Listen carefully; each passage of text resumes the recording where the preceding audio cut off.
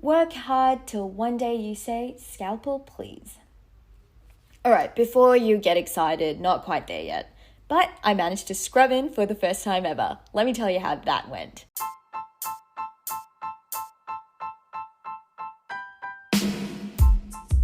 Hey, what's up guys? It's Hafsa Slayman and you're listening to Confessions of a Doctorholic.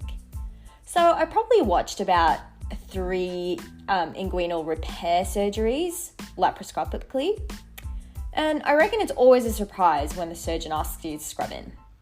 Obviously I couldn't say no because of the excitement.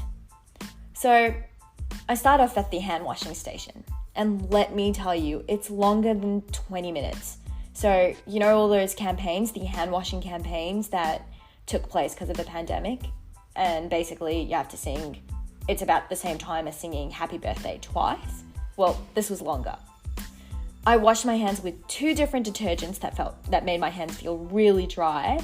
And I'm not sure what I washed my hands with, to be completely honest. I literally copied what the general surgeon did. So you wash your hands and your arms till your elbows, and you wash it away from you because you don't want to contaminate anything. Then a nurse comes by and she helps me put my gown on and then the gloves.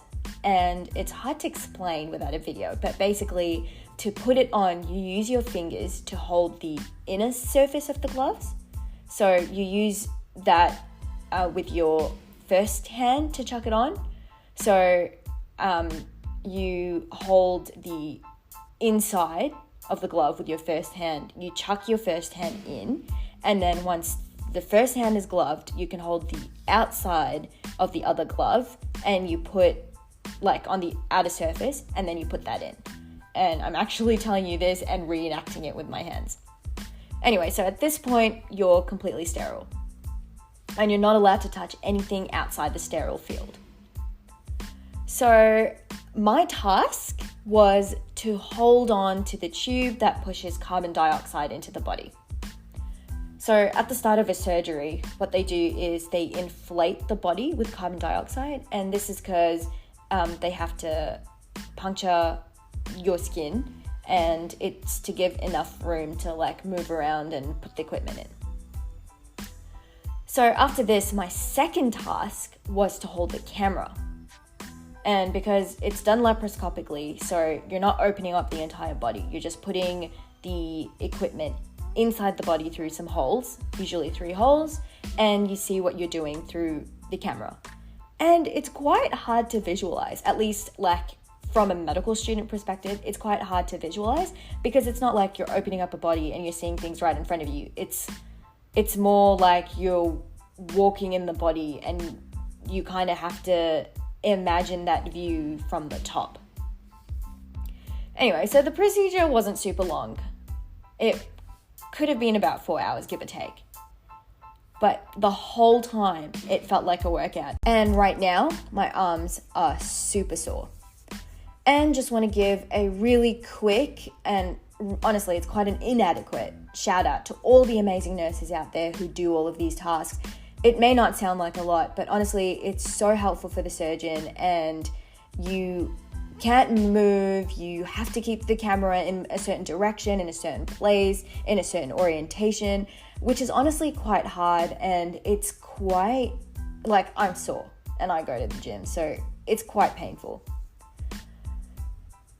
Anyway, doesn't sound like much, but I was over the moon. I've never been that close in an operation. I've never been in the field, so it felt amazing.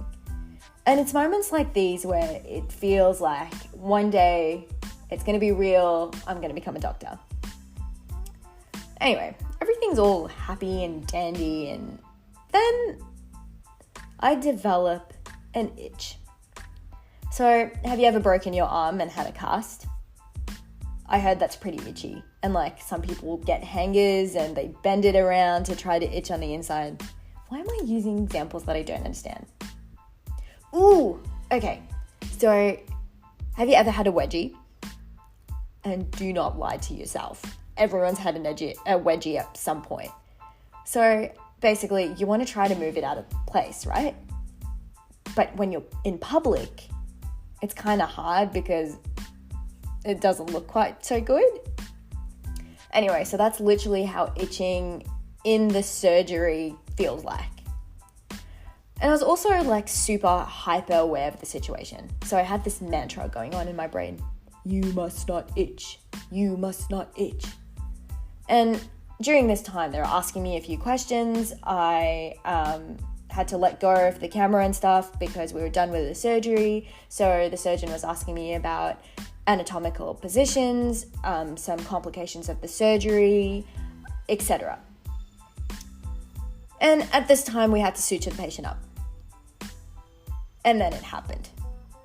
I scratched my nose, and it wasn't a full scratch. Like, it wasn't like I was satisfied with the scratch and went deep in there and scratched everything. No, it was more like a sniff, and I got my elbow and I just kind of moved it aside on my mask, which was probably worse, to be completely honest.